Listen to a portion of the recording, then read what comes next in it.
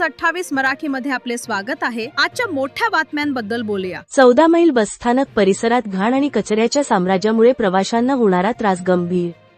ग्रामपंचायत व प्रशासकीय अधिकाऱ्यांनी त्वरित कारवाई करावी, स्थानिक नागरिकांची मागणी। नेमजी, नागपूर अमरावती रस्त्यावरील 14 मैल येथील बस स्थानक परिसरात सध्या घाणेरड्या परिस्थितीचे दैनंदिन दीर्घदर्शक प्रत्यक्ष अनुभव घेतले जात आहेत। परिसरात कचऱ्याची निर्मळ वेढ, उघड्यावर अन्नपदार्थ विक्रीचे अव्यवस्थित शेड, नाल्यात जमा झालेले गाळ व दुर्गंधीमुळे प्रवासी तसेच स्थानिक रहिवासी विश्वासार्हे वातावरण सहन करीत आहेत। प्रत्यक्षदर्शींनी सांगितले की सकाळ ते रात्रीपर्यंतच येथे कचरा व मळ पसरलेला असतो। विशेषतः पिण्याच्या पाण्याच्या टाच्याजवळ आणि बस थांब्याच्या भागात दुर्गंधी, उंदीर, पोकळ सापडणे आणि वाहतुकीतील अडथळे नियमित झाले आहेत। या कारणामुळे वृद्ध, बालक व कमकुवत प्रवाशांना मोठा त्रास होत आहे, तसेच रोगांचा धोका वाढला आहे। स्थानीय नागरिकांनी ग्रामपंचायत व प्रशासकीय यंत्रणेकडे नेहमीच फडशा लक्षात आणून दिले आहे, मात्र अद्याप ठोस कारवाई झालेली नाही। स्थानिकांनी दुकानदारांच्या अनुशासनहीनतेचा मुद्दा उपस्थित केला आहे। काही दुकानदारांनी कचरा योग्यरित्या फेकण्याऐवजी उघड्यावर ढकलला असल्याचेही त्यांनी नमूद केले।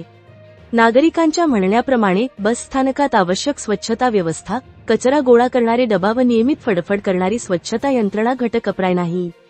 आमच्या स्थानिक संवादकर्त्यांनी सांगितले की परिसरात नाल्यांचे योग्य निचरा न होणे आणि पाण्याचे साचलेले ठिकाणे पावसात किंवा उष्णतेत रोगजनक वातावरण निर्माण करतात।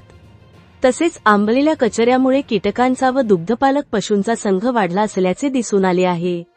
नेमजी ग्रामपंचायत व प्रशासकीय अधिकारी यांनी लवकरात लवकर कचरा गोळा करावे, अशी मागणी प्रवासीकडून केली आहे।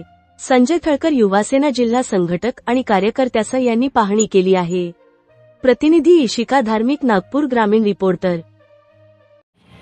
ये कचरा भी निकलना है ना, ये गंदगी जो है ना, ये इसका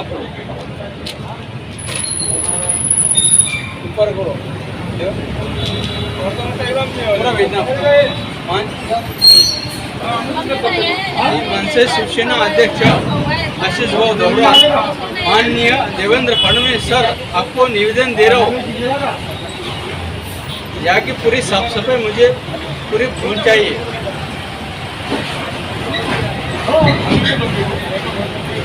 हो